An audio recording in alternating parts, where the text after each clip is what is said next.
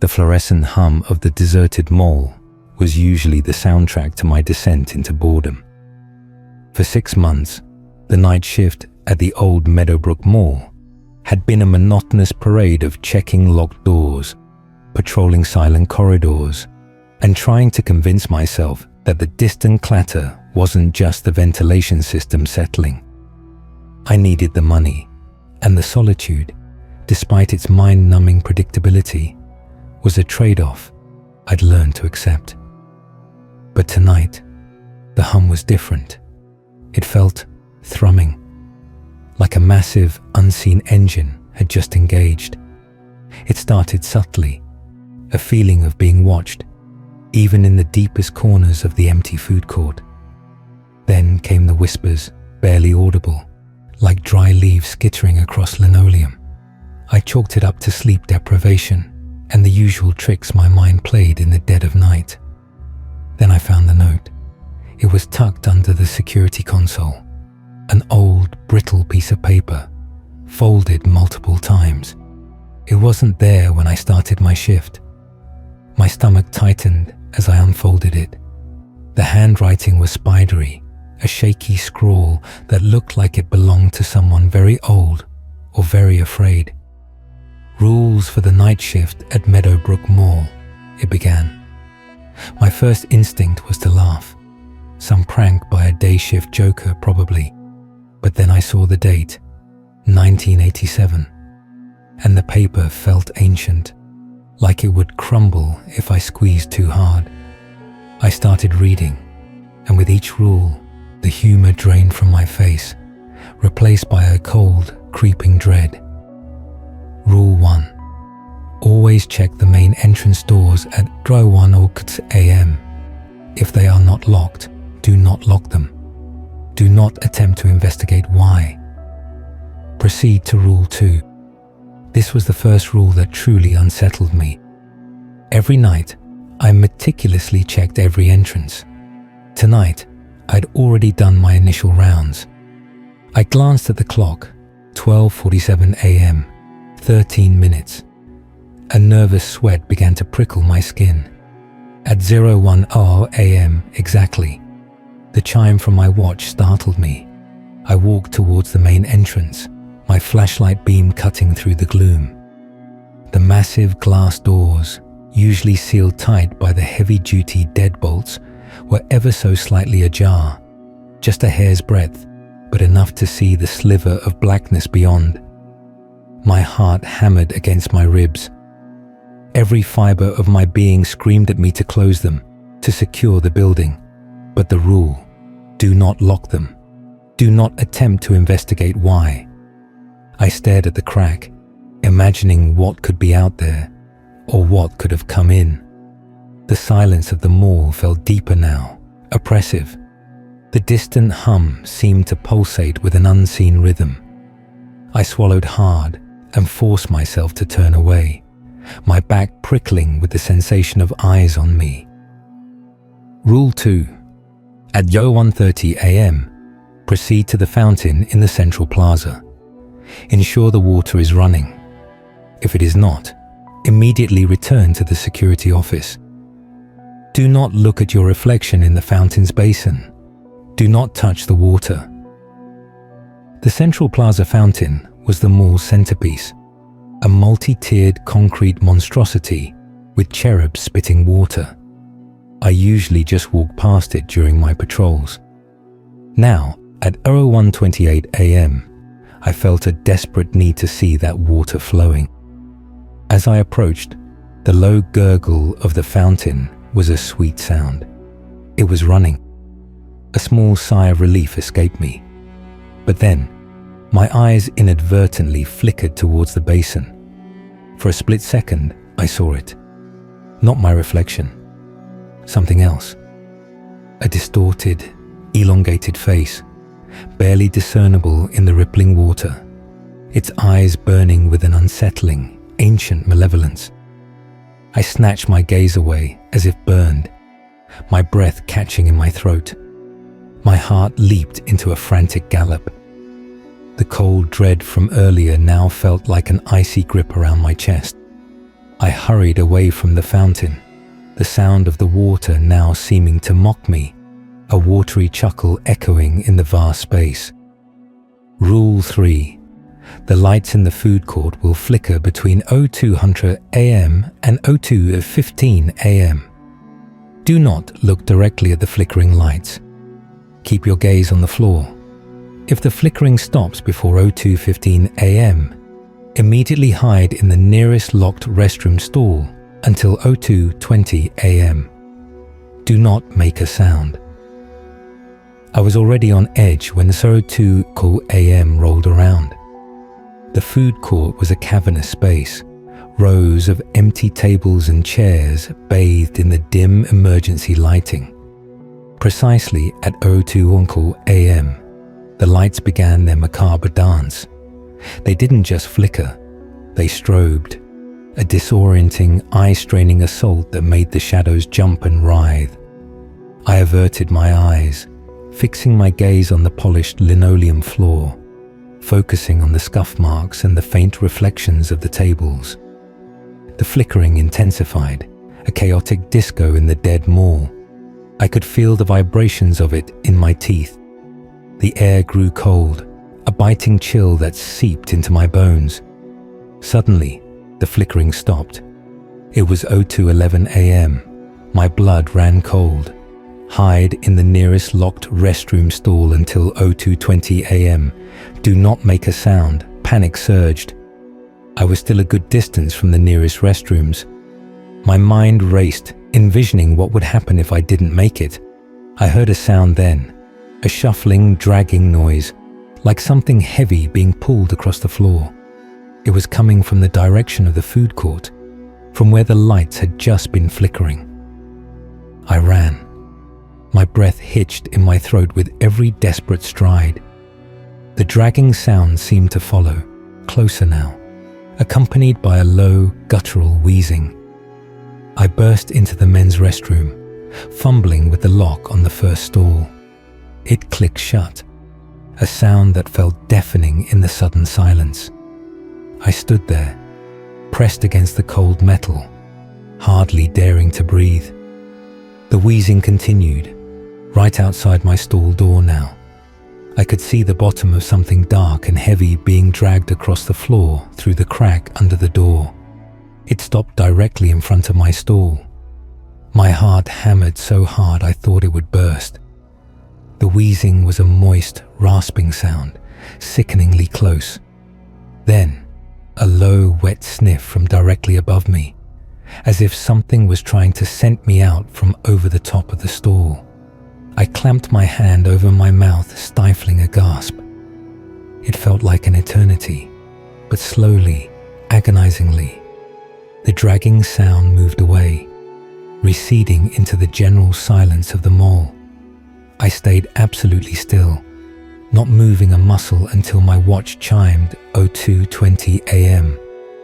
My legs were shaking so violently, I almost collapsed as I stumbled out of the stall. I splashed cold water on my face, trying to wash away the primal terror that clung to me. What in God's name was that? Rule 4. If you hear music from the abandoned toy store at 03:00 AM, do not approach.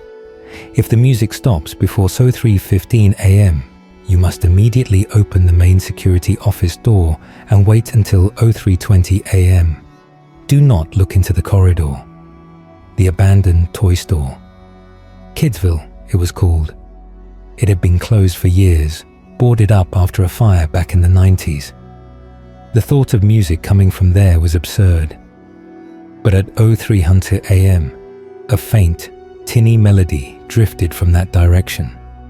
It was a distorted version of an old children's lullaby, Twinkle, Twinkle, Little Star. It sounded warped, like it was being played on a broken music box. My blood ran cold. I peered down the darkened corridor leading to Kidsville, my flashlight beam a trembling finger in the vast darkness. The music was definitely coming from there. It was unsettling, eerie, but not overtly threatening. Not yet. Then, at 03:07 AM, the music abruptly stopped. A stark, ringing silence followed, more terrifying than the warped melody. My mind raced. Immediately open the main security office door and wait until 03:20 a.m. Do not look into the corridor. My hand was already on the doorknob. I pulled it open, the heavy steel door groaning on its hinges. The corridor outside was pitch black. My eyes, against my will, were drawn to it, an instinctual need to see what was there. I fought it, staring instead at the chipped paint on the opposite wall of the office, focusing on a spiderweb in the corner. The air in the office grew colder.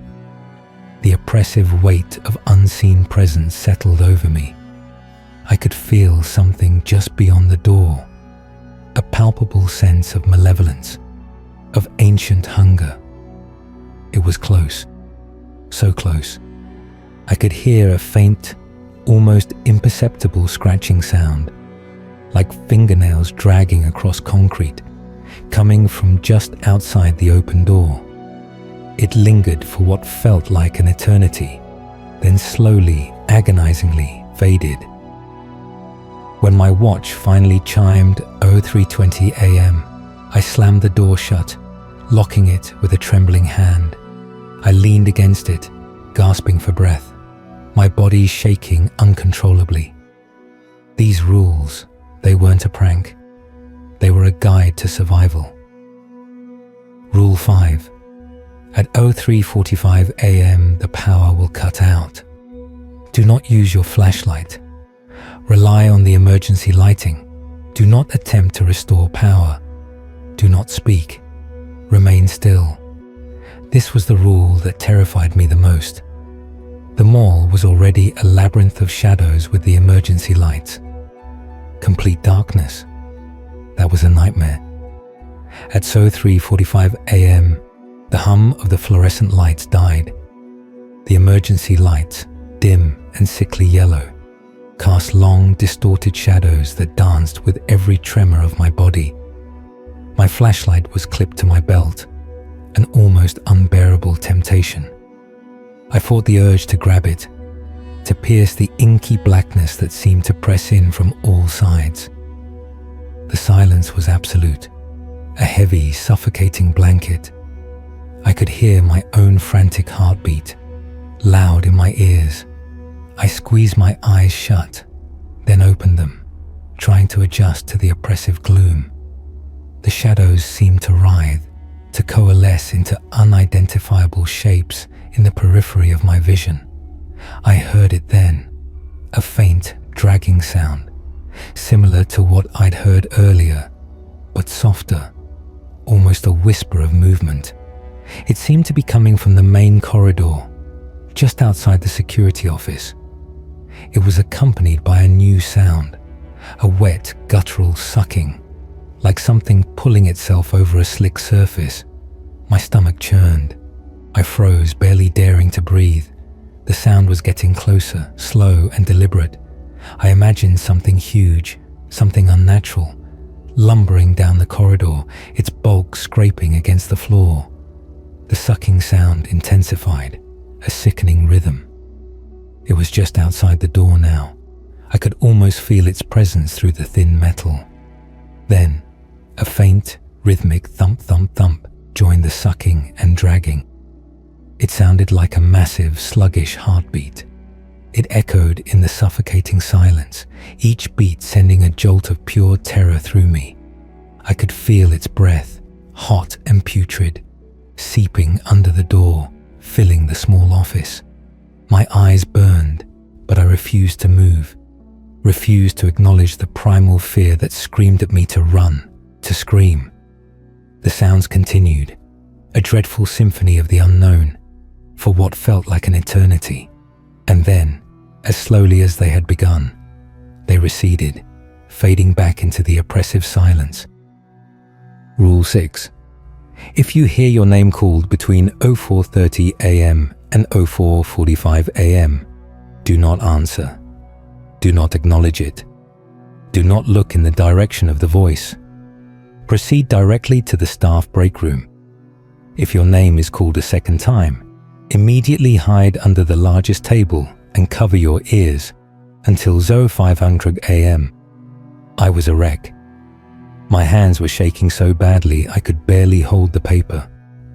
The clock ticked towards 04:30 AM with agonizing slowness. I was no longer an impartial security guard. I was a terrified survivor, clinging to these rules like a lifeline. At 04:32 AM, a whisper, faint but distinct, floated down the corridor. Michael. My blood ran cold. It was my name, spoken with an eerie familiarity, like an old friend, but laced with something else, something deeply wrong. I gripped the edge of the console, knuckles white. Do not answer. Do not acknowledge it. Do not look in the direction of the voice. I kept my eyes fixed straight ahead, my gaze blurring with tears of fear. The staff break room. My only thought was to get there, to escape whatever malevolent entity was calling to me. I stood up, my legs feeling like jelly, and began to shuffle towards the door, my ears straining for any other sound. Michael, are you there? The voice came again, closer this time, a little louder, a sickly sweet tone that made my skin crawl. It sounded like it was coming from the corridor I was supposed to walk down. My heart leaped into my throat. If your name is called a second time, immediately hide under the largest table and cover your ears until 0500 AM. The largest table in the break room was a heavy, scarred wooden beast. I stumbled towards it, tripping over my own feet, and dove underneath, pulling my knees to my chest. I clamped my hands over my ears, pressing them so hard my head began to throb. The voice was directly outside the break room door now, a low, cooing sound. Come on out, Michael. I just want to talk. It was no longer a whisper. It was a throaty, rasping voice, devoid of any human warmth. I squeezed my eyes shut, trying to block out the sound, the terrible presence I could feel just on the other side of the door. I heard a soft scratching at the door, then a slow, deliberate creak as it opened. The air in the break room grew heavy, stale, and smelled faintly of something metallic and rotten. I could feel its gaze on me, even through my closed eyelids, even under the table. It was a suffocating pressure, a feeling of being utterly exposed and vulnerable. I heard the scuff of something large moving across the break room floor, circling the table. A low, drawn-out sniff. It was right there. My body was rigid with fear, every muscle screaming in protest. I could hear its ragged breathing, wet and deep. It lingered for an eternity, the silence punctuated only by its dreadful exhalations. Then slowly, it moved away. The door creaked shut. The pressure eased. I stayed under the table, hands clamped over my ears, until my watch chimed 0500 AM. When I finally emerged, my entire body was trembling, slick with cold sweat. Rule 7. At 05:30 AM, if the security cameras show static on all channels, proceed to the roof access door. Do not use the elevator. Do not look back. Wait for sunrise. The security monitors were usually a dull, flickering display of empty corridors. At 05:28 AM, they all went to static, a blizzard of white noise. My breath hitched. This was it, the last rule. The roof access door was at the very back of the mall, past the loading docks. I knew the way by heart. Do not use the elevator. Do not look back. The elevator was faster, but I wasn't about to tempt fate. I started walking, my steps echoing loudly in the sudden absence of the camera static. The mall was a tomb, darker than it had ever been. The emergency lights seemed to cast deeper shadows, distorting the familiar landscape into something alien and terrifying. Every rustle, every creak, every distant murmur of the old building settling sent a jolt of pure terror through me. I could feel it, a chilling sense of pursuit. It wasn't a sound or a sight, just an undeniable presence at my back, growing stronger with every step. My mind screamed at me to look, to see what was behind me. I fought the urge with every fiber of my being, fixing my gaze on the emergency exit signs ahead, glowing faintly in the gloom. The air grew heavy, thick with an unseen malevolence. I could feel the cold radiating from behind me, pressing against my back, a physical weight. I started to run, my legs pumping, my breath ragged. The presence behind me seemed to accelerate too, a silent, relentless predator. I reached the roof access door, fumbling with the heavy bolt, my hands slick with sweat. It grated open with a loud screech. I burst onto the roof, gasping for air, the cool pre-dawn wind a welcome shock against my face. The sky was a deep, bruised purple, the first hint of orange just beginning to bleed across the horizon. I leaned against the railing, my chest heaving, staring at the eastern sky. The mall below was a dark, monolithic mass, an unlit tomb. As the first slivers of golden light touched the rooftops, I felt the oppressive weight lift. It was subtle, a gradual dissipation of the suffocating dread that had clung to me all night. The horrors of Meadowbrook Mall, it seemed, were creatures of the dark. I watched the sunrise, a trembling, exhausted survivor. The mall below was still and silent, a mundane building waking up to another day. But I knew what lurked within its shadowed corridors, what stirred when the sun went down. I never went back to the Meadowbrook Mall. The note, those rules, they were burned into my memory. Sometimes, in the quiet of the night, I still hear the warped lullaby, or the wet, dragging sound, and the suffocating presence of something unseen. I don't know who wrote those rules, or what horrors they faced to learn them, but I owe them my life. And I know one thing for sure. Some malls are best left to the darkness. Some rules, no matter how outlandish, are the only thing standing between you and the things that go bump in the night. And at Meadowbrook, they don't just bump, they hunt.